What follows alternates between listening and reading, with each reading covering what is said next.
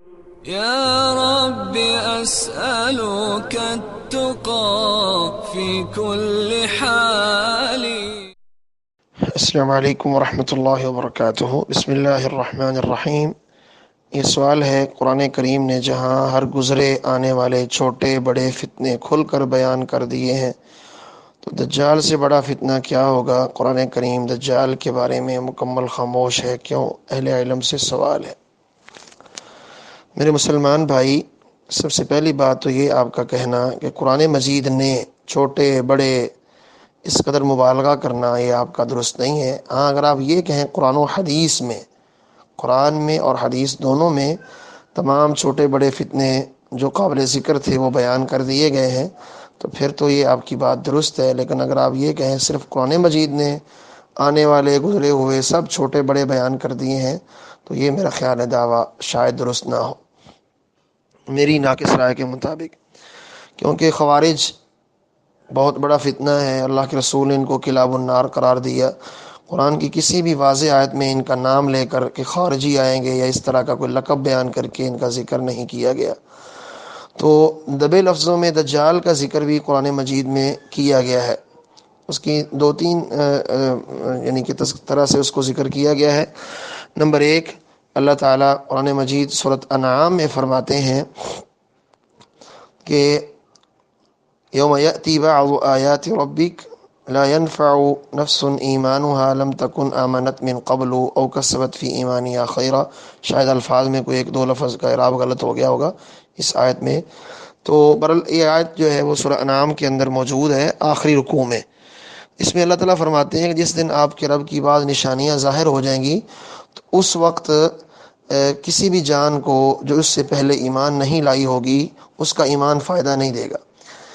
اب اللہ کی بعض نشانیوں سے یہاں کون سی نشانیاں مراد ہیں، اس کی تفسیر حدیث میں موجود ہے۔ جامع ترمذی کے اندر نبی کریم صلی اللہ علیہ وسلم فرماتے ہیں، تین نشانیاں جب ظاہر ہو جائیں گی تو اس وقت کسی بھی جان کو اس کا ایمان فائدہ نہیں دے گا۔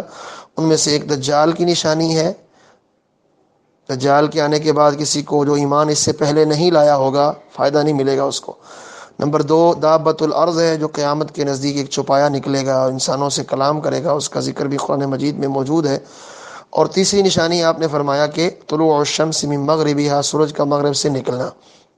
جب یہ تین نشانیاں ظاہر ہو جائیں گی تو کسی بھی انسان کو اس کا ایمان فائدہ نہیں دے گا۔ تو قرآن نے وہی کہا ہے کہ جب آپ کے رب کی بعض نشانیاں ظاہر ہو جائیں گی تو پھر کسی انسان کو جو اس سے پہلے ایمان نہیں لایا اس کا ایمان فائدہ نہیں دے گا۔ تو گویا کہ دجال بھی ان نشانیوں کے اندر شامل ہے۔ تو قرآن نے وہ نشانیاں تو بیان نہیں کی ہیں، لیکن ان کا ذکر جو ہے وہ قرآن نے کر دیا ہے، قرآن نے ان کا ذکر جو ہے وہ کر دیا ہے۔ تو اس طرح سے قرآن میں دجال کا ذکر آ گیا۔ نمبر دوسری بات یہ ہے، قرآن مجید میں جو فتنے بیان کیے گئے ہیں وہ سارے کھول کر بیان نہیں کیے گئے، بعض کے اشارے کیے گئے ہیں اور بعض کو تفصیل کے ساتھ بھی بیان اللہ نے کیا ہے۔ لیکن یہ کہنا کہ سارے چھوٹے بڑے فتنے کھول کر بیان کر دیے گئے ہیں، یہ جو اعتراضات ہیں یہ منکرین حدیث کرتے ہیں عمومی طور پہ حدیث کو ٹھکرانے کے لیے کہ دیکھیں جی حدیثوں میں ذکر ہے اس کا، قرآن میں نہیں ہے تو ہم اس کو نہیں مانتے۔ دوسری بات یہ ہے کہ اہل عرب کا یہ اصول ہے کہ دو ضدوں میں سے وہ ایک کو ذکر کرتے ہیں، دوسری کو وہ ذکر نہیں کرتے۔ یہ اہل عرب کا اصول ہے، ٹھیک ہے۔ مثال کے طور پہ اگر پانی کو ذکر کر دیا ہے تو اس کی ضد آگ ہے، وہ اس میں خود بخود آ جائے گی۔ تو اہل عرب کا یہ اصول ہے۔ تو قرآن مجید میں اللہ تعالیٰ نے حضرت عیسیٰ علیہ السلام کا ذکر کیا، تو حضرت عیسیٰ علیہ السلام اس دور میں دجال کو قتل کرنے والے ہوں گے۔ عیسیٰ علیہ السلام دجال کو قتل کریں گے اور دجال ان کے ہاتھوں سے مارا جائے گا۔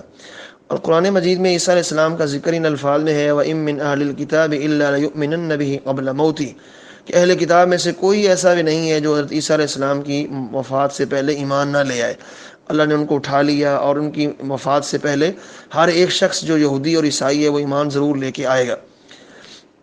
ابھی جس زمانے کا ذکر کیا جا رہا ہے وہ زمانہ وہی ہے جب دجال آئے گا۔ تو گویا کہ عیسیٰ علیہ السلام کے اس زمانے کا اور ان کی اس چیز کا ذکر کر کے دجال کے ذکر سے اللہ تعالیٰ نے مستغنی ہو گئے۔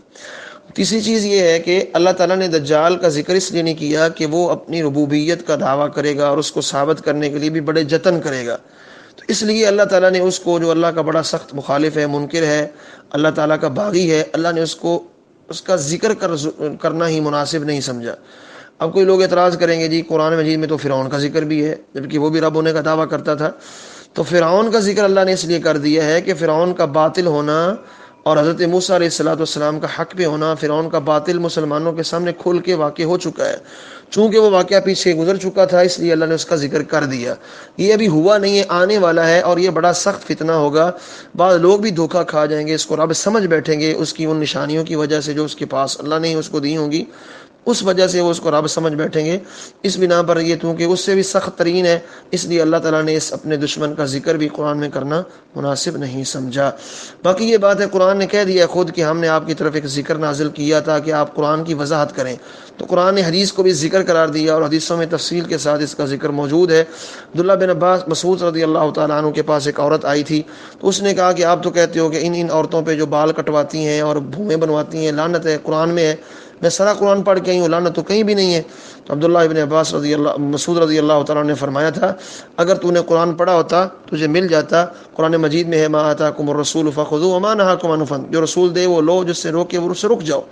تو رسول نے ہمیں بتا دیا ہے، تو لہذا یہ ایسے جیسے قرآن نے بتایا ہے۔ اللہ اللہ اللہ اللہ اللہ